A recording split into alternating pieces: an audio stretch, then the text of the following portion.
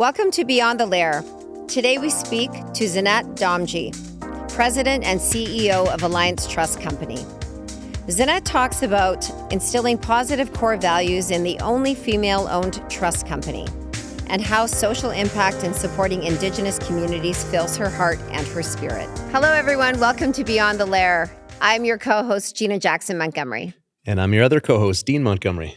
It is our pleasure today to have a phenomenal human being, a trailblazer, a phenomenal human in every way, and one of the partners, which we're going to talk about for the Bears Lair Kids Camps. It is my pleasure to invite Zinat Damji here to our programming. She is the president and the CEO of Valiant Trust Company. Welcome to our program. Thank you, Gina, and thanks for that really generous introduction. Appreciate it. Well, yeah, we were talking prior to actually filming this about how exhausting it is to watch you. You are a mover and a shaker in every single way. You're out at every single event, elevating Indigenous initiatives. The brand association that goes with Valiant Trust, which is such a phenomenal and proficient company that really wants to make a difference in Indigenous business, in addition to all of your other business ventures. So we just welcome you to the program. And first and foremost, what we would like to talk about, as we do with all of our guests, is just to have a really kind conversation about who you are in respect of getting to know you right now, but we need to go back a little bit. And how did you get into this space? You're a female, you've got this incredible financial background, you hustle like nobody's business. Who was Zinat when she was younger, and where did you grow up, and how did you get to this place? Yeah, I always loved that I started my entrepreneurship journey at the age of 8 years old. You know, I was born in Tanzania. I am the eighth child in the family, with 7 girls and 1 guy. And and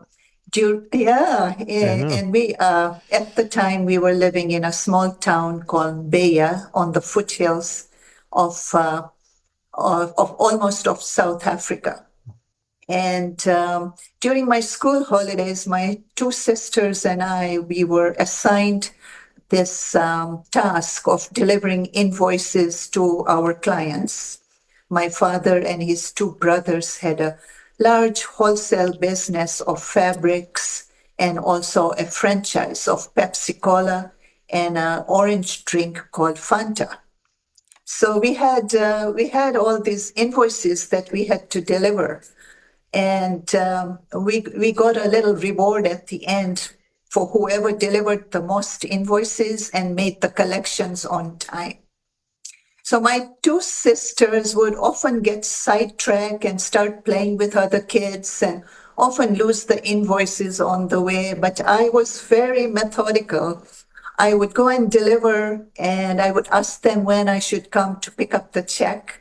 And then I would follow up on picking up the checks. And if they didn't have a check ready, I was so disappointed. I would sit on their doorstep and start crying. So, oh, wow. Emotional blackmail. Yeah. So our clients would be phoning my father that, what are you sending your little kids to collect? But I always made the collections. If they told me come again tomorrow, then I would be back again tomorrow. So that's how my entrepreneurship journey started. And at one of our client Christmas lunch, one of my clients asked me, what's your collection rate? And I said, 98%. We hardly ever have clients who don't pay us on a timely basis. And so I was recalling this story of, I got the practice of collecting very early on in life. That's fantastic. I think that's amazing. So really my journey started at that point. But as I was growing up and in school, I loved the arts. I loved literature. And had no interest whatsoever in working in our father's business, even though he would have loved for us to take over that business. Not at all. Not interested at all. At 16, after grade 12, I was going to join a school of journalism.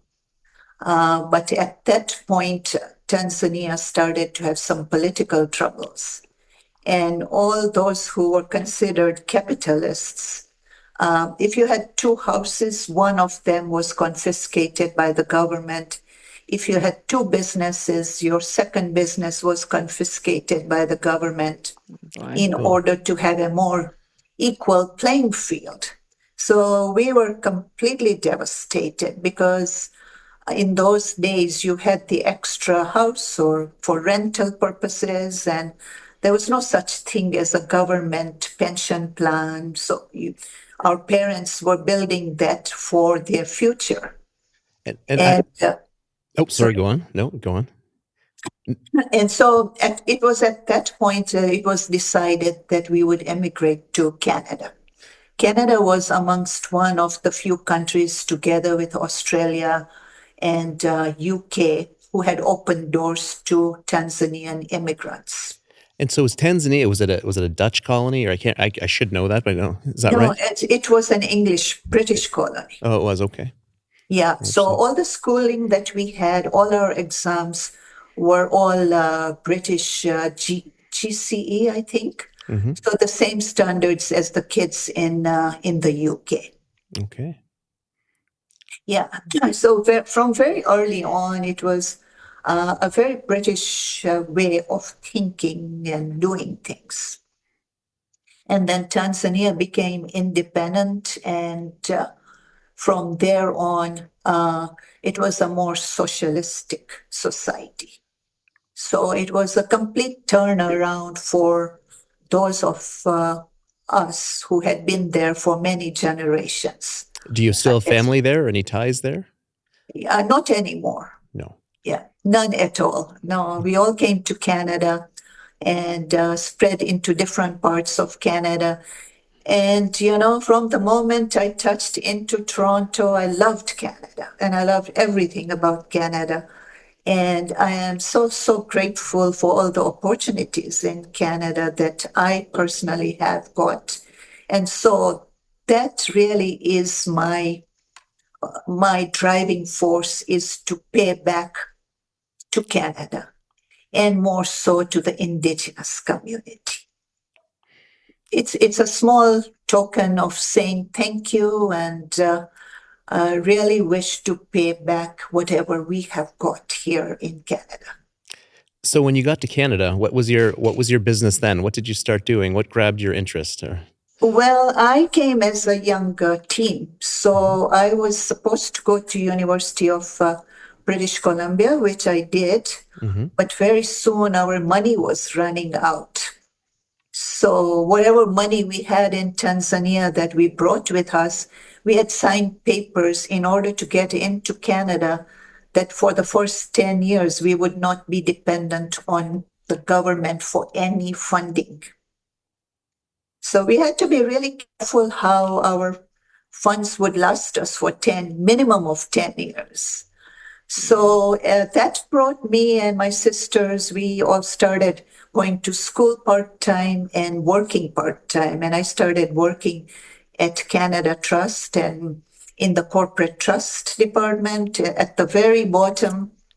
And right away, I loved that business. I just loved it, It came so naturally to me, and everything was so understandable and logical, and it's always changing. I mean, how many years I've been in this business, and each day is still a different business, completely different from where I started. And at some point, I moved to Calgary because Calgary had more opportunities, again, working for a larger trust company. But I did find that in a larger trust company, the business model was not quite to my liking. I really loved to serve the clients and give them the best service. And whatever they asked, I wanted to deliver. And in a larger company, there's not room for flexibility. So one time I had gone for lunch with one of my clients, and he was asking me as to how much of your personal potential do you think you are utilizing in this job? And I said, oh, not even 60%. And so we started that conversation, and he was a brilliant guy. At 27, he had 3 degrees and already started an oil and gas company. And he said, so what's keeping you tied to this company? Why don't you start on your own? And I thought, are you kidding? Like, I'm going from paycheck to paycheck, you know? How would I even dream of starting a company? And then he said, oh, never let money be your deterrent. And I just laughed and I said, yeah, I don't know, it might be easy for you to say that, but I'm barely making my ends meet. And so he said, well, let it sink in. And as and when you are ready to do anything, let's talk again. So 2 years later, it was slowly percolating in my head. And one week, I had such a rough week with my managers because they really didn't want me to move anywhere outside of the box. And so I went home. It was the Canada Day long weekend, very symbolic for me. At that time, I was seeing this guy who was a chartered accountant, and I told him, I'm not going anywhere during this long weekend. I'm going to sit down and try to figure a better way for me to proceed. And during those 3 days, I didn't get up from my kitchen table and devised a business plan to start a company. And on the third day, I showed him the business plan. And I thought he was extremely conservative. So I thought if I can pass the business plan through him, then I can make it. So he kept looking and then he asking me questions. And at the end, he said, you know what, Zinat, I think it's doable. So I think if you think it's doable, it's definitely doable. you know. Yeah. So on the day after the Canada Day long weekend, I called my client, who was also a friend, and I said, do you remember the conversation we had at lunch 2 years ago at the Westin Hotel? And immediately he said, yeah, I remember it word for word. So I said, okay, then I would really like to come and see you. So he started looking at his calendar and he gave me a date like a month away. And I said, oh, no. If possible, I'd like to see you this evening because I thought I would lose my nerve if I didn't do it. Went to see him. I had all my business plan, brought it out. And he said, just leave the business plan. Why don't you just tell me what you're planning to do and how you're planning to do it and how much money do you need? So I started telling him that I needed $100,000 line of credit. And before I knew it, he picked up a phone and called his bank and arranged his own personal line of credit for $100,000. And so we signed a partnership agreement that in 3 years, I would buy him out at $50,000. And in the meantime, we would pay the interest on the line of credit. And that's how I started my first company. Incredible. And just for our viewers, can you explain what the company did? Yeah, so related to a trust company. So I couldn't, at that time, I was still in my 20s. I could not even think about starting a trust company. There wasn't a single individual person who had started a trust company. They were just big companies. Mm-hmm. So I started a portion. I took one portion of it, which didn't require a trust charter. And with one of my co-workers, we left Canada Trust. That was it at the time. Actually Montreal Trust, and We started in a small space. We negotiated 6 months free rent, and started on a really small scale. But surprisingly, our previous clients all started calling us. Oh, can you do this for us? Can you do this? Can you do this? Completely outside of the box. So we really started to thrive, two of us. And there was one project that we completely out of the box that we did for them, and we only charged them a $30,000 or $40,000 fee. And after this was all done, I met with this client and I said, will you give me some feedback? Do you think that the pricing was right? And we are a new company and this. And he said, oh, the pricing was perfect for us, but I will tell you a secret. If you had charged 3 times that amount, it would have still been fine for us. Wow. And I said, oh, no, I don't think we are going to charge. So he said, your next client could be 3 times more.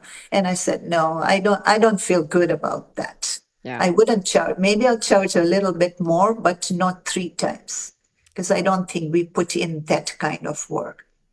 And he said, well, that's up to you, you know.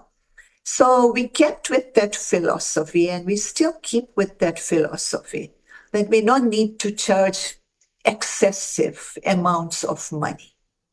We value our talent, but at the same time, we don't want to just charge out of league. So that's been a good service, great service, and with a very cost-effective pricing has been our secret to working against the larger trust companies. Now, was that Corporate Shareholder Services? Was that the one that Yes, was the one that yes. you opened? Maybe Yeah. for I've worked with many trust companies, specifically as of late with the Squamish Nation. So we had the Squamish Nation Trust. So of course we had an administrator, and I think it was TD, still maybe TD at the time. Can you maybe tell our viewers and our listeners what a trust is specifically for? We know what a trust fund is for kids, et cetera, but what is a trust for Indigenous communities? Why is it so important to have it? And why is it important to get proper representation to maintain this and make it flourish? Yeah. So just to be very clear, we don't craft the trust agreements, and we don't give advice how to craft. That's something to be discussed with law firms. But recently I was at the Indigenomics She Conference in Winnipeg, where this was the second year in a row that we were one of the sponsors. And the night before, Carol and I've gotten to be very good friends in the last year and a half. I asked her if she would be open to Alliance hosting a dinner for all the speakers the night before, if she didn't have any plans for them. And she said, yeah, for sure, you know. So we had 28 leaders from the Indigenous community at the keg in Winnipeg, and we started talking. And from that, one of the contacts contacted me afterwards from one of the small bands, and she had recently been appointed as one of the trustees, one of the 3 trustees. But they were having a really hard time with the person, the custodian of the funds.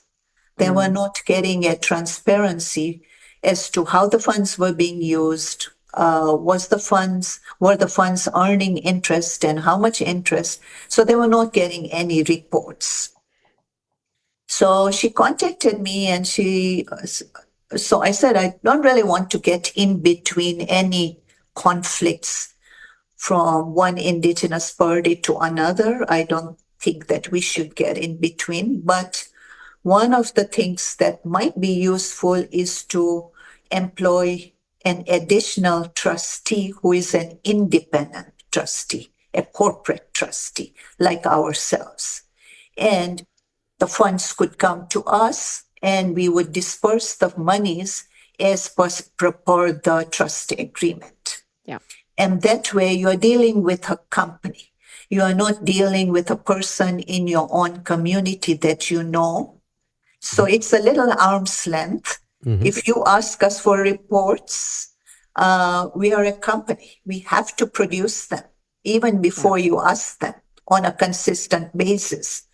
So that trust, she said, oh, it's a very small trust. And I said, well, anything over $1 million is not a small trust. And actually their trust is 33 million. Mm. Right? And their trust document, which has been crafted, is very well crafted. I don't know which law firm would have done it, but it's very clear how much money will be spent per year on what programs and how much will be reinvested so that it lasts for 7 generations. And she Absolutely. said that, the custodian always used to say that this is a very small baby trust. And I said, no, $33 million is a lot of money. I would not say that it's, even though we deal with very big client funds, 33 million is not a small amount. So at the moment, we are in conversation with them. So we could be appointed as one of the trustees and the fund could be turned over to us. And again, they could tell us how they want the trust to operate. And we also work with another non-Indigenous company, but they are like a wealth management company. And they do work with Indigenous people and they craft the fund in a way that maximizes the return for them. No. So that's one of the ways that we see ourselves working.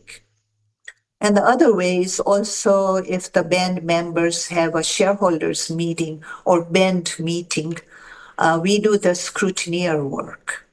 So we are professional scrutineers. So that the counting of the ballots and votes, it's all done by a neutral party. And currently, I'm not at a liberty to give out the name, but we are working with a very large First Nations company, which for whom they are trying to raise $50 million by issuing common shares, and we would be the subscription agent. So we would get the funds. And we think it will probably close by the end of the year. So we are very, very excited about that. Congratulations. That's great. Thank you. Now, I know that the purpose for a lot of communities to have a trust, as you mentioned, is to have that secured capital for 7 generations, because sometimes when there is settlements that are won and brought back to the community, what do we do with it? How do we invest it? Yeah. And also, what do we do where we can invest it safely with either medium or minimum risk, where we can have the accrued interest go back into the community, into programs that are going to benefit the community? And I think that's what the purpose of having those trusts are, because it's managing wealth.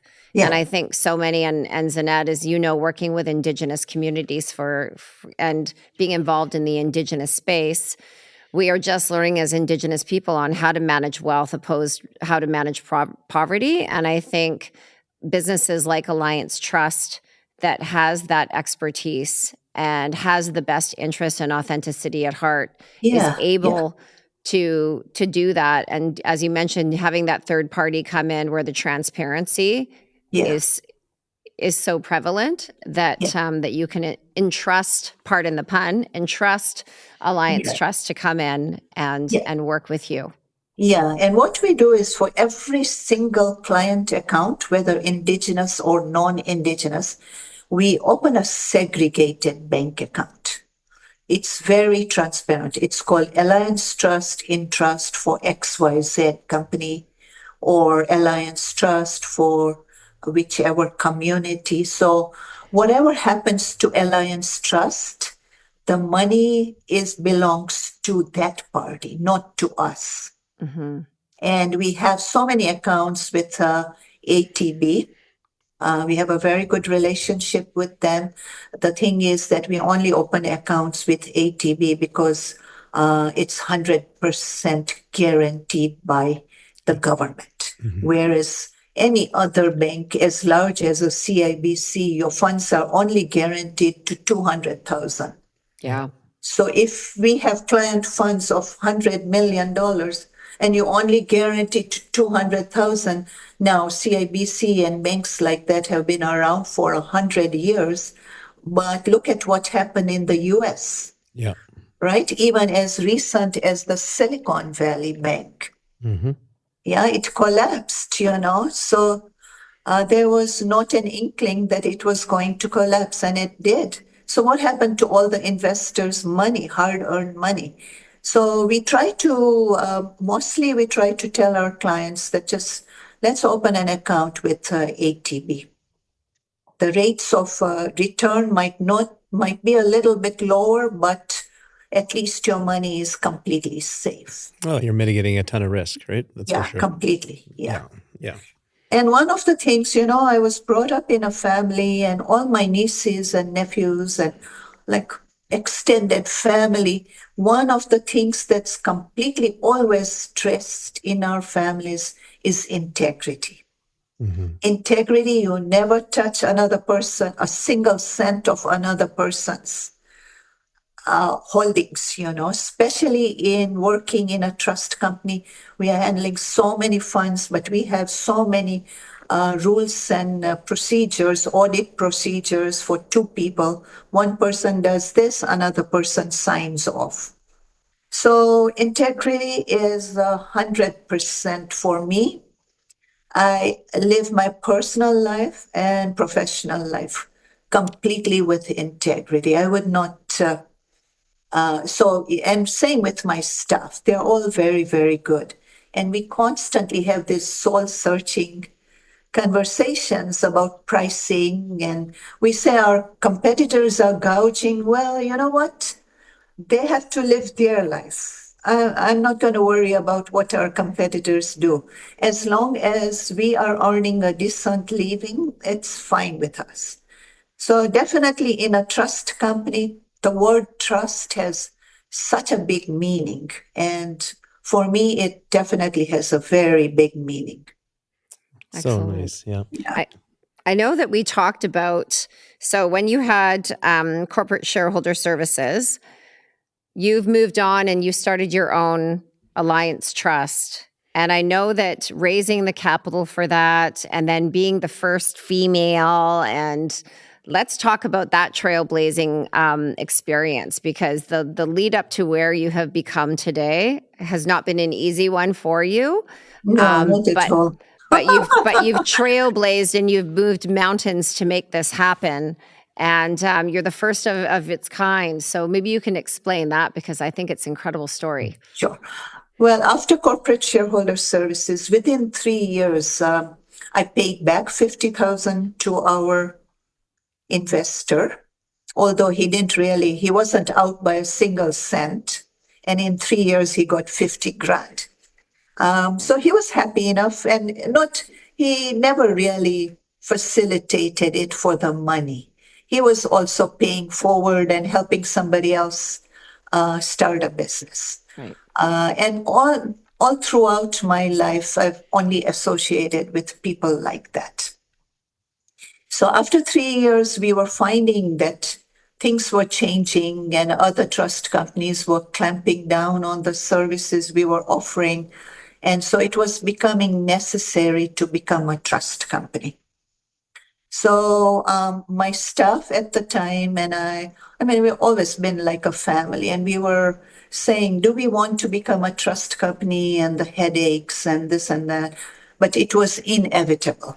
So in 3 years' time, the small company that I had started with $100,000 just line of credit, we never even used the full line of credit, ended up that I sold my portion 55% for $1.5 million. So that allowed me to put some money for the trust company, but then I did a private placement offering memorandum, and we raised money from 18 other shareholders, and we raised $2.8 million additional dollars. Because in order to be a trust company, you have to have a $2 million reserve fund by the government standards. And also to get all the legal work and to apply to the government and back and forth. And it's a charter, the trust charter is a bill passed in the parliament. So they did come back numerous times saying, well, this doesn't make sense. And how would you do this? And it took about 6 to 8 months and more than $200,000 in legal fees. So during that time was a big learning experience for me. Also, up to that point, I had always defied. People always used to say, oh, you're a female and you are a visible minority and this and that. And I never used to listen to that. I always went in as me and what I have to offer. And as a result, hardly ever did I find any kind of discrimination, whether based on gender or minority. I don't know. I guess in my lifetime, I have not experienced. Hardly ever have I experienced any kind of discrimination. Maybe because of sometimes we have preconceived notions and they manifest accordingly. And I had said, I'm not going to allow that. And that's one of the things, if I can bring to your teens at the camps, is, you know what, it doesn't matter who you are and what you are and whether you're female or indigenous or this or gay or straight, or none of that will matter if in your head you remain so strong and say, I'm bringing me to the table. I'm bringing my skills to the table, and people will start to respect you accordingly. So the first time I remember that when I was starting a trust company, I hired this chartered accountant to work with me to create a business plan. And then we went to the law firm, one of the bigger law firms in Canada. And I remember sitting in their boardroom, quite feeling a bit intimidated, and like 3 or 4 lawyers and financial guys. And, I was paying for everybody's time there, but I didn't speak a word, because then every time I started to speak, they would speak over me. Yeah. That was the only time I left the boardroom thinking, like, what just happened here? What did I allow? But it's what you allow, right? So I learned. So the next time I would stop them and say, well, I am the vision behind this. So you've got to listen to me. And also, sitting around the boardroom table, it costs a couple of $1,000s for 2 hours worth of, and then every time I started to speak, somebody else would speak over me. Mm-hmm. And at that moment, it didn't really occur to me what was happening. And then I thought, oh, they don't respect me. Like, they're all speaking over me. So I thought a lot about it, and I spoke to a few people, and they said, well, then you have to assert yourself. So that's what, if I bring anything to the table in the lessons of entrepreneurship, don't listen to all that noise, whether it's in your head or other people, or just go in. Just go in and do your homework and just go straight with your vision. So that's how I started my first company, which was called Valiant Trust. And my staff and we were thinking, what's the name? What name should we call it? And suddenly one of our 18-year-old staff, she was going through various names on the computer, and she screamed, it's Valiant. Like, that's the perfect name, like bold and courageous. Yeah. And, that's what we called our first trust company, was Valiant Trust. And in less than 5 years, we got an offer from Canadian Western Bank to buy it out. Hmm. So, yeah, we sold it in less than 5 years. All the Wow. shareholders got about 165% return on their investment. And then Incredible. I had a 4-year non compete clause. So I couldn't work in any financial institution. I couldn't start anything. So I took the 4 years to travel. And I traveled through 80, 90 countries during that time. Oh my gosh. Yeah. Um, So that also I found that's the other thing, Gina, you had mentioned to me about travel for the younger Yep. kids. I think there's nothing that will broaden your horizon and give you confidence as traveling. yeah, we agree with that 100%, and it's Yeah. changed both our lives. Yes, right? Yeah. Mhm. And you are really encouraging that. And somewhere along the line, we can, during the year that we are partnering with you, and who knows, it could continue, right? We would love to see that. And we will also, I have some ideas in my head that we will drop in a couple of tickets here and there as we go along. And I'd love to see those teams travel and come back with new ideas and learning.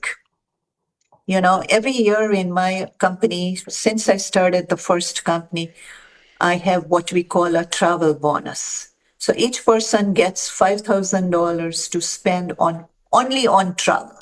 If they decide that they don't like traveling, then they don't get that bonus. You know, they cannot go out and pay down their loan or this or that. That's a separate bonus is based on merit. This bonus is purely a gift from the company, but it's for each person to go travel and broaden their horizon. And, you know, people love it. Like the other day, I was asking people, do you still want a should we still call it a travel bonus? Or do you want me to just give you the money and do what you want? And they said, oh, no, no, no. We want it to be called a travel bonus because in their heads, then they can justify spending the money on travel.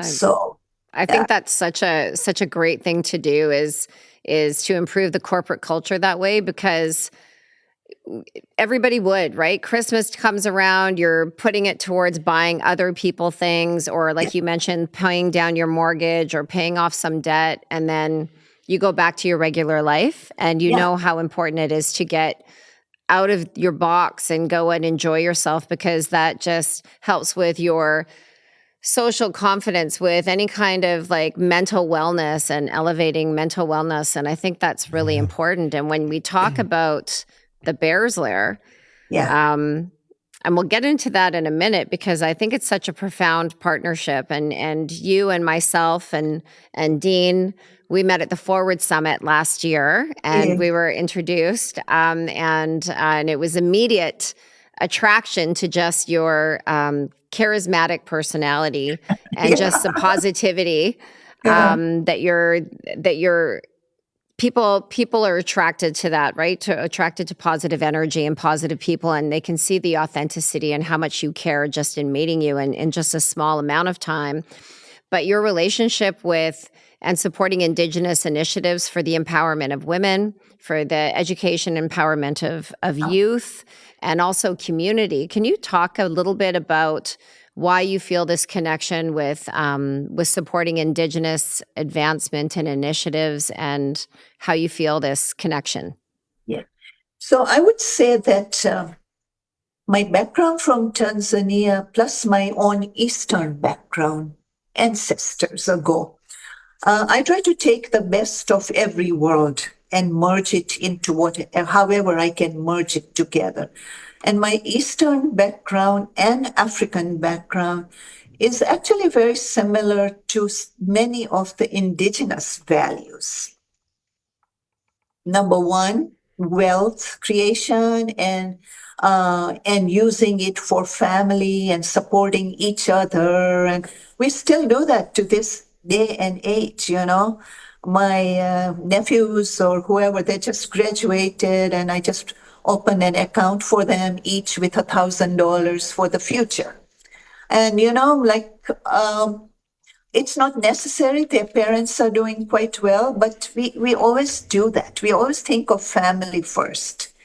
And it's also in my community, it's very much that if you are blessed in whatever gifts or talents you have, it's your responsibility to give back and make sure that you're elevating lives of many other people. So at the end of your life, you feel like you've led a very good life. You did what you needed to do. Whether I die tomorrow or 30 years from now or whatever, I would be okay. As I am, I would feel, okay, I did my best. I led the life that I wanted to live. And I also did things for other people. So I think I feel a real connection that way. And coming back to Carol Ann, I had once posted about how my brother always felt so much for education of African children. Many African children were very disadvantaged and didn't have the money or resources for their parents to send them to school. And my brother, a big education person. So, every time I go back to Africa, I would make sure I take like a laptop computer to a school and present it to them or whatever. We will never see each other again, but I love doing that. And they are so surprised and so happy. So it's a very similar culture in some ways, and also similar about the land, how you treat the land and what it gives back to you. And it's not just about getting the maximum out of lands and environment. So Carol Ann was invited to speak in Zanzibar, which is also part of Tanzania. And she had contacted me and she said, oh, I saw your post on Tanzania and this and this and that. We started talking. And many of the things I said to her, when you go there, you will observe that the African culture is very much that way, similar values as the indigenous cultures. And I do really like that way of living, So I do really like when you introduced me to the Bears Lair and you sent me that poster with 1,500 children will benefit. And I immediately put it in my WhatsApp, in my family group. And you would not believe how excited my family members were, including all the extended family. They were so thrilled, so thrilled. So, whatever I can do, I will do it. But I would also, like many other people who I know, I will always talk about different indigenous initiatives and see if they are open to supporting them too. Go ahead. Oh, is there anything that you see in the future that you're really looking to? You've had this huge impact from working with underserved communities and for so long, and you've been through this. Now you have Alliance, and you're supporting in so many ways with Indigenomics and Bears Lair. What do you see for the future? Anything that you're really looking at that you can share? I think as we go along, we are learning. There's still so much for me to learn, including about truth and reconciliation. And every conference that I go to, I'm still learning. I feel that I know so little, that I need to acquire more knowledge. And also being exposed to what's out there. And I had never heard of Bears Lair before. Until, Gina, when you spoke at that summit, right? And Barry introduced me, Barry Morissette. He said, oh, I absolutely want you to meet Gina. And he said that I think you two will have a lot in common. And so that's how we got exposed to Bears Lair. I'm counting on you guys to expose me to more things. And fortunately, our board members are also very much in favor. Every time I bring an idea and I think, oh, I wonder if they will accept this or not, they do. And we recently, I was at my suggestion that we added an additional board member who is Indigenous and female, Oh, very nice. Letitia Miller. So she's bringing to the table a lot of different things too. But she has her own business, construction business, and she also works with First Nations development projects. It's so hard. All of us are so busy. So we don't sit down and just brainstorm. What else should we be doing? So I'm kind of looking to you guys to guide me, or something will come out of the Bears Lair that I think, oh, yeah, either we can continue with it for another year or we can do something else. So, Dean, to answer your question, I'm kind of taking one step and then two steps and three steps, and I'm kind of depending on the universe to guide me in the right channels. I love it. That's great. No, I think it's such a great partnership, and just for our viewers, so Alliance Trust has sponsored the Bears Lair as a lead sponsor. So we teach Indigenous kids all over Canada about life skills like public speaking and eye contact and how to shake hands and provide social confidence and connecting and team building and media training. And whether these youth are the leaders of tomorrow within their own community, whether they go into post-secondary, whether they become an entrepreneur, whether they become an employee for many organizations that support us, there's a difference made in every youth. And I always say that 1 equals 12. If you impact and you change one child, it impacts 12 people. It impacts their family, their cousins, their siblings. And with that, you have a movement in a community. Yes. So times that by 30 kids in each community, it makes a huge difference. Now, part of our learning isn't so much just workbook curriculum. It's having an impact and association and a brand association with people like yourself.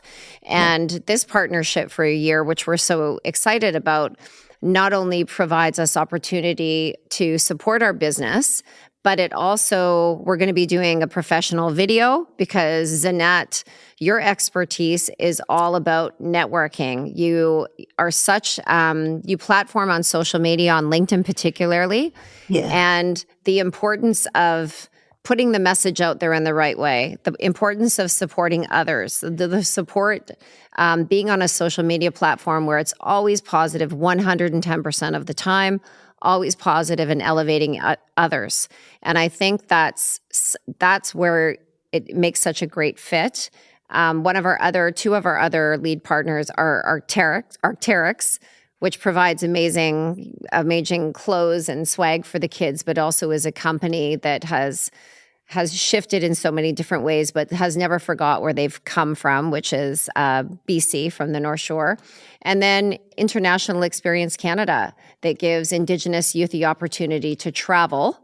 And as you mentioned, we're going to be working on a campaign so Alliance Trust can support a few youth to travel to one of 36 different countries. In addition, some of your sponsorship will go to support youth grants for kids that'll be $500, $1,000, and $1,500. So you will be there's so many different things that you're accomplishing just with this partnership alone, that we're excited to tell our viewers and show our viewers each month to month, week to week, about the brand and where we're moving together, and all of the support that you give to Indigenous elevation. Yeah, definitely. I would love nothing better than for it to become, I don't know where and how, but somehow I know I will be very involved. Absolutely. In whichever way I am. Dean, we are not a large company, so I don't have a specific path. Like I can't say in next 5 years we will employ 10 people or we will do this. And in some ways it's a good thing, because then you're nimble and you can go wherever. Whatever opens up, you go with it. You don't have a very strategic path already outlined. And that's one of the reasons why I don't necessarily want to become a huge company by acquiring this company and this company and this. Like, I'm loving what we are doing. All our clients are so happy with us. The average number of years of clients is 12. Average number of years for our staff, including somebody like Miguel, he's been here for 13 years. Wow. So we don't have, like, we really feel that we have a very quality company. And we always want to keep it that way, and also to be able to jump on opportunities that come up rather than having a very specific path and saying, okay, by year 2030, we will do this, or by this year. As we go along, let's see what. I love it. Certainly, I would be looking to the two of you to make suggestions. Yeah, well, we love it because everything we do is create a social impact and a positive social impact, and to do what you're doing and to think outside the box and say, look, let's be a little different and do it for the people, for yourselves, and your whole philosophy is just fantastic. Yeah, I know. I also, I love how your initiatives are, and you're involved in so many different things. I can't even begin to think. You say that I am moving fast, but when I see one day you are here and next day you're in Toronto and next day you're here, I think, oh my God, how much energy must that be taking, Well, I think we just feed off the positivity and the energy of the people that we are around. And that's where we get the good medicine from. Yeah. And feeling that somewhere you're creating ripples, right? And it's so amazing to see. I can't imagine that if I were going to one of the Bears Lair's camp, I would remember it for the rest of my life as one of the highlights, right? Yeah. Like these kids, no matter whatever they do with their future, that will be such a turning point in their lives, their young lives. And what you guys are doing is totally amazing. We are just in the sidelines feeding off of what you are doing, and we would definitely like to be much more involved as and when time allows. Well, yeah, you have to come to one for sure, and you will. We know that. But really, the programming is amazing and it's super fun. But what we really take out of it is the personal connection that you make with each kid, right? Yeah. And they know and you know that you care, right? And it's what you do exactly to us, right? So nice. Absolutely. And Gina, you have invited us to some of your camps, and I really want to schedule that in because we'd really like to be at the grassroots. At least come in and say hi to them and just, have a little connection there. It'll be addicting. You're going to be at every single one after that. It'll be addicting for sure. But I still have to earn a living, Yeah, of course. I wish I could just be doing all these things because they're so much fun. And the energy that you get from making a difference is absolutely. And that's what this whole programming is. It's everybody that is on this program is making a difference.